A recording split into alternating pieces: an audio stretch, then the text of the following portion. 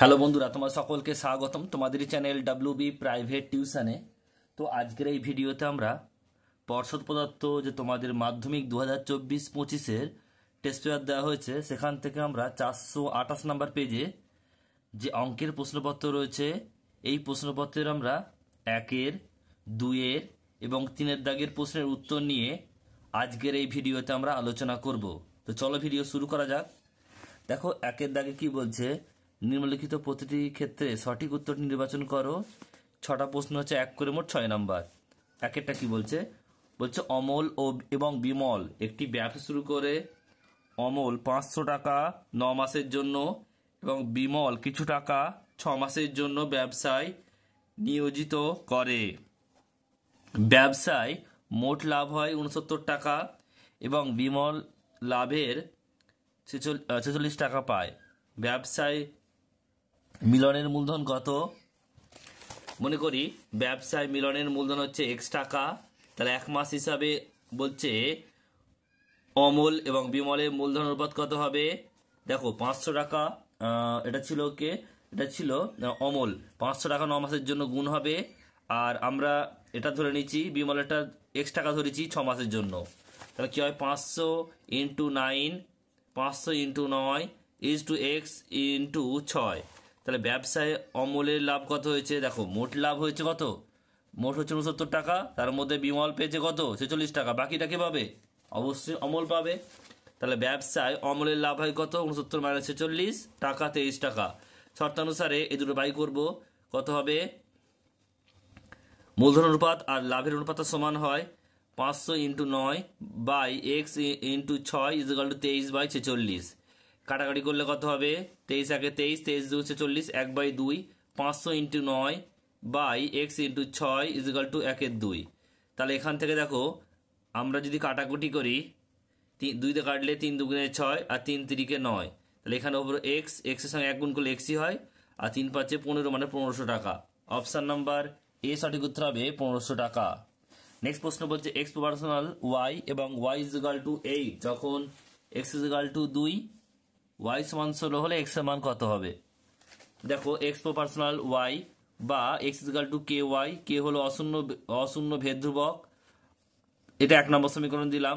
এবারে ওয়াই সমান 8 বলেছে যখন এক্স সমান 2, দুটো 1 নম্বর সমীকরণ থেকে পাই, এটা পুট করবো ওয়াই ইজ ইকুয়াল টু 8 আর এক্স ইজ ইকুয়াল টু 2, এই সমীকরণ পুট করবো। তাহলে এক্স এর জায়গায় 2 আর ওয়াই এর জায়গায় 8, 2 ইন্টু কে ইন্টু 8, তাহলে কে বেরোবে কত? 2/8 মানে 1/4। এই কে ভ্যালুটা আবার এই 1 নম্বর সমীকরণ আবার পুট করবো, তাহলে 1 নম্বর সমীকরণ থেকে পাই এক্স ইজ ইকুয়াল টু 1/4 মানে কে জায়গায় বসালাম ইন্টু ওয়াই। এবারে বলেছে ওয়াই এর ভ্যালু কত? 16 বলেছে, এক্স এর মান চেয়েছে, তাহলে ওয়াই সমান 16, তাহলে x is equal to 1/4 into y জায়গায় বসাবো 16, তাহলে কত হবে? 4 4 16, উত্তর হবে 4। অপশন নাম্বার বি সঠিক উত্তর হবে। নেক্সট প্রশ্ন পরেরটা, ও কেন্দ্রীয় বৃত্তের এবি ব্যাস।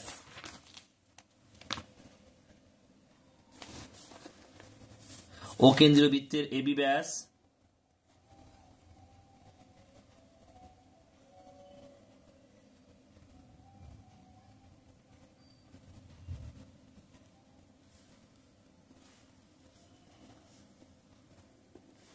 দেখো বলছে ও কেন্দ্রীয় বৃত্তের এবি ব্যাস এবং এবিসিডি বৃত্ত চতুর্ভুজ, তাহলে কোণ এডিসি 120 ডিগ্রি হলে কোণ বিএসির মান কত? ছবিটা ভালো করে দেখবে। এটা হচ্ছে বৃত্ত, ও কেন্দ্রীয় বৃত্ত, আর এটা হচ্ছে বৃত্ত চতুর্ভুজ এ বি সি ডি, আর এটা হচ্ছে এবি হচ্ছে ব্যাস। এবার দেখো এখানে বলা আছে কোণ এডিসি 120 ডিগ্রি, মানে এই কোণটা হচ্ছে 120 ডিগ্রি। আর কোণ তাহলে আমরা কি জানি যে বৃত্তস্থ চতুর্ভুজের বিপরীত কোণের সমষ্টি কত হয়? 180 ডিগ্রি বা সম্পূরক কোণ হয়। তাহলে এটা যদি 120 ডিগ্রি হয়, তাহলে এটা কত হবে? 180 থেকে বিয়োগ করবো, তাহলে কত হবে? কোণ A B C 180 minus 180 minus 120 is equal to 60 degree, এটা 60 ডিগ্রি হলো। এবারে দেখো কোণ এ এ সি বি, এটা হচ্ছে কি বৃত্তের পরিধিস্থ কোণ, তাহলে এটা কত হবে? 90 ডিগ্রি হবে। তাহলে দেখো এখান থেকে আমরা কি বললাম, এটা হচ্ছে কত? 60 ডিগ্রি, এটা 90 ডিগ্রি। এবার ত্রিভুজ যে আছে এ বি সি, এখানে দেখো এই কোণটাও জানি এই কোণটাও জানি, তাহলে আমাদের এই কোণটা বের করতে হবে।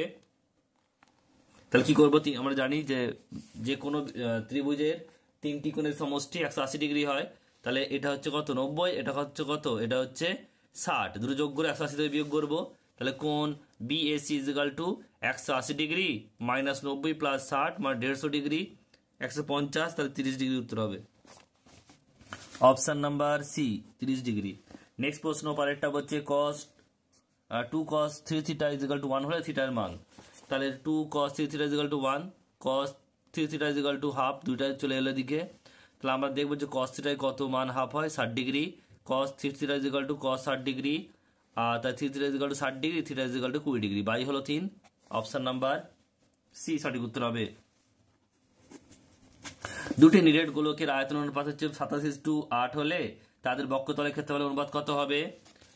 মনে করি দুটি নিরেট গোলকের ব্যাসার্ধ দৈর্ঘ্য যথাক্রমে R1 এবং R2 একক, শর্তানুসারে কি হবে তাহলে 4/3 pi R1 cube by 4/3 pi R2 cube is equal to 27/8, তাহলে এখানে কেটে গেল, পাই পাই কাটলো, 4/3 কাটলো, তাহলে R1 বাই R2 তার হোল কিউব ইজিক্যাল টু এটা কত হবে 3/2 তার হোল কিউব, তাহলে R1 by R2 is equal two 3/2।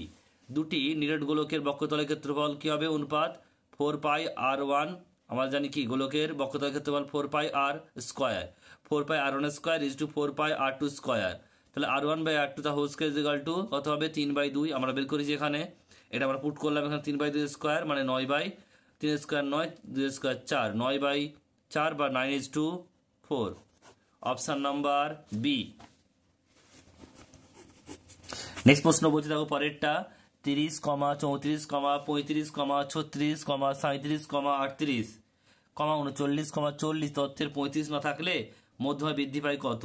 দেখো আমাদের প্রথমে কি করতে হবে, আমরা প্রথমে মধ্যমা বের করলাম, লিখে নিলাম প্রথমে, দেখো 30 সঙ্গে 40 কাটলো, এটা ফর্মুলা দিয়েও করা যায়, তো ফর্মুলা তোমাদের মনে রাখতে যদি অসুবিধা হয় এইভাবে করবে, নাম্বার কিন্তু ফুল মার্কসই পাবে তোমরা, কোনো অসুবিধা হবে না। অনেকে ফর্মুলা বলছে যে ফর্মুলা দেখিয়ে করান, তো তোমরা এইভাবে করবে তোমাদের সুবিধা হবে। এটা হচ্ছে 30 সঙ্গে 40 কাটলো, 34 সঙ্গে 39, 38 সঙ্গে 35, বাকি দুটো পড়লো 36 37, তাহলে মধ্যমা কত হবে এই দুটো যোগফল বাই 2, 36 প্লাস 37/2 মানে হচ্ছে এটা কত হবে 36.5।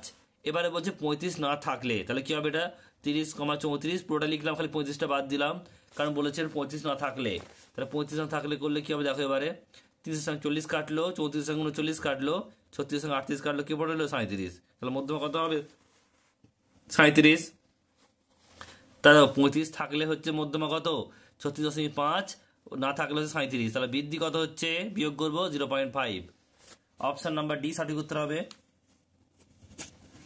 নেক্সট প্রশ্ন পরেরটা বলছে 2 এর দাগে শূন্যস্থান পূরণ করো এক একটা, বার্ষিক R/2% হারে সহজ সুদের হারে 2p টাকার একটি বছরের সুদে আসলে 2p প্লাস ড্যাশ, তাহলে আমরা দেখো এটা তো দেয়াই আছে আসল, তাহলে সুদ দা বের করে পুট করতে হবে, সুদের হার R/2%, সময় টি বছর, আসল হচ্ছে 2p টাকা, সুদ আই সমান কত হবে PRT/100, p মানে 2p, আর মানে R/2 আর t/100, 2 কেটে গেল PRT/100, তাহলে এখানে সুদ আসল কত হবে 2p প্লাস PRT/100, এখানে তাহলে কি লিখবো আমরা PRT/100। নেক্সট প্রশ্ন বলছে দেখো x+2 এবং x-3 এর মধ্য সমানুপাতি x হলে x এর মান ড্যাশ হয়, তার মানে কি মধ্য সমানুপাতি মানে হচ্ছে মাঝখানে x আছে, তাহলে xটাকে দুবার লিখতে হবে, তাহলে x+2 by x is equal to x by x-3, কোনাকুনি গুণ করলাম, এর সঙ্গে এর গুণ, এর সঙ্গে এর গুণ, x+2 into x-3 is equal to x আর x স্কোয়ার, তাহলে এখান থেকে x আর x স্কোয়ার, আর এখানে মাইনাস 3 আর x 3x, প্লাসে মাইনাসে মাইনাস 2 আর x 2x, প্লাসে প্লাসে প্লাস, প্লাসে মাইনাসে মাইনাস, 3 দুগুণে 6, আর এদিকে এক্স স্কোয়ারটা আমরা বাম দিকে নিয়ে এলাম, প্লাস ছিল মাইনাস হয়ে গেল is equal to 0, minus x square কেটে গেল দুদিকে।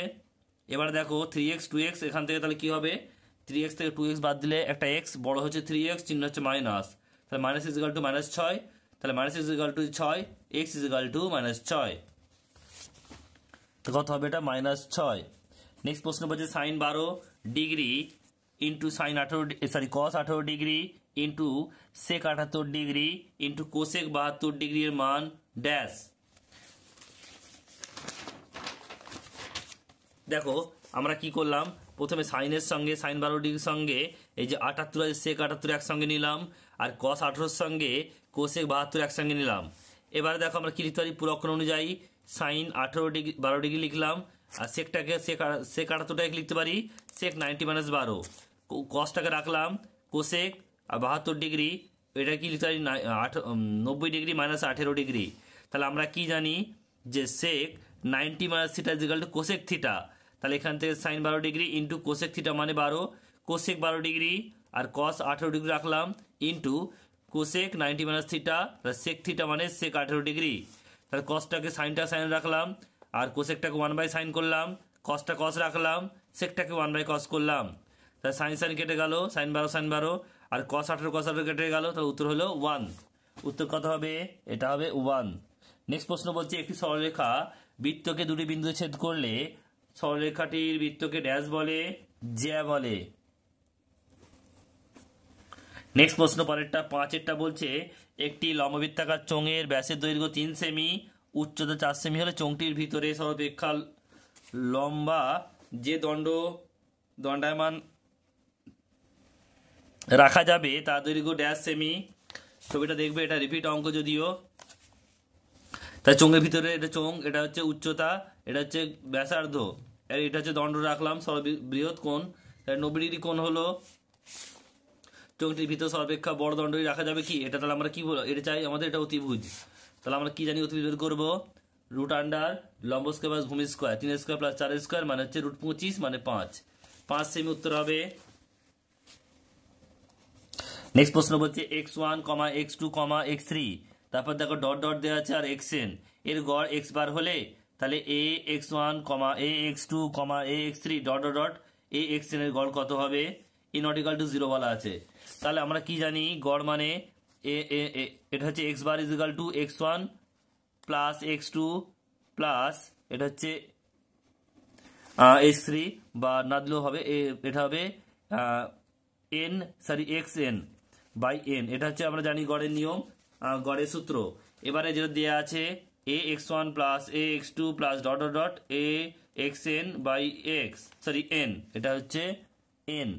এবার এখান থেকে a কমন নিই, তাহলে থাকবে কি, পরে থাকবে এটা x1 plus x2 plus dot dot dot xn by n, আর এটা ভ্যালু আমরা জানি n x বার, তাহলে a ইন্টু x বার, এটা কমন গেছে তাই হলো। নেক্সট প্রশ্ন বলছে দেখো পরেরটা, চক্রবৃদ্ধি সুদের ক্ষেত্রে যদি প্রথম, দ্বিতীয়, তৃতীয় বছরের সুদের হার যথাক্রমে R1% R2% আর 2 আর 3% হয়, তবে p টাকা 3 বছরের সুদের শেষে সমবৃদ্ধির মূল কত হবে? p plus 1/R1 by 100 1/R2 হবে। এটা দেখো, এটা R2 হবে, এটা R1 করেছে, ভুল হয়েছে। তাছাড়া দেখো এখানে R3টা কি হবে? 2R3 হবে, এটা তাহলে অবশ্যই মিথ্যা, এটা ভুল বা মিথ্যা লিখে দেবে এখানে, কারণ ফর্মটা ভুল লিখেছে। নেক্সট হচ্ছে দুইটা sine 12 degree minus cos 78 degree এর মান সর্বতম মান 0। তাহলে আমরা কি লিখতে পারি পুরো অক্ষর অনুযায়ী? সাইন 12 ডিগ্রি মাইনাস কস 78 লিখতে পারি 90 মাইনাস 12। তাহলে আমরা কি জানি cos 90 minus theta equal to sine theta, তাহলে সাইন 12 মাইনাস সাইন 12 এটা 0, তাহলে এটা হবে কি সত্য। বৃত্তস্থ সামান্তরিক একটি আয়তক্ষেত্র হয়, এটা সত্য। তোমাদের টেক্সট বই রয়েছে, সেখানে পেজ নাম্বার 178 একটু চেক, 167 চেক করবে একটু, ওখানে দেওয়া রয়েছে, একটু দেখে নিও। নেক্সট অঙ্ক বলছে দেখো পরের অঙ্ক কি বলছে, এটা হচ্ছে 4 দাগের অঙ্ক, x² plus x plus 1 is equal two 0 সমীকরণের বীজদ্বয় বাস্তব। তা আমাদের প্রথমে জানতে হবে যে বাস্তব হওয়ার শর্ত কি। বাস্তব হওয়ার শর্ত হচ্ছে যে নিরূপক যেটা, সেটা হচ্ছে কি b² মাইনাস 4ac, সেটা সমান 0 বের করতে হবে। যদি বের হয় তবেই বীজদ্বয় বাস্তব হবে। তাহলে আমরা চেক করবো এটাকে। প্রথমে তো আমরা লিখলাম সমীকরণটা x² plus x plus 1 is equal two 0, এটাকে আমরা তুলনা করবো x² plus bx plus c সমান 0। তাহলে এখান থেকে দেখো x² প্লাসে কিছু নেই মানে 1 আছে, তাহলে a is equal two 1, b is equal two কিছু নেই মানে 1, আর c ইজ ইকুয়াল টু 1 রয়েছে। এর প্রদত্ত সমীকরণ নিরূপকের ফর্মুলা কি? b² মাইনাস 4ac, b মানে হচ্ছে 1² মাইনাস 4 মানে 4, a মানে 1, c মানে 1, তাহলে কত হচ্ছে এটা 1 মাইনাস 4 মাইনাস 3, শূন্য তো হচ্ছে না, তাহলে বাস্তব হবে না, এটা হবে কি মিথ্যা। নেক্সট হচ্ছে 5-এরটা কি বলছে দেখো, একটি লম্ববৃত্তাকার শঙ্কুর উচ্চতা ব্যাসার্ধ তির্যক উচ্চতা সর্বদা এটি সমকোণী ত্রিভুজের বাহুত্রয়, এটা হবে সত্য, অবশ্যই এটা সত্য হবে। নেক্সট হচ্ছে পরেরটা 2, 3, 9, 10, 9, 3, 9 সংখ্যা গুরুমান বলছে, এটা হচ্ছে বলছে সংখ্যা গুরুমান 9 বলছে। দেখো সংখ্যা গুরুমান কাকে বলে? যেটা বেশি বার আছে সেটা হচ্ছে সংখ্যা গুরুমান, 9 দেখো একবার দুবার তিনবার আছে, 3 দুবার আছে, তাহলে এটা হবে কি সত্য। এটা মিথ্যা হলো, এটা সত্য।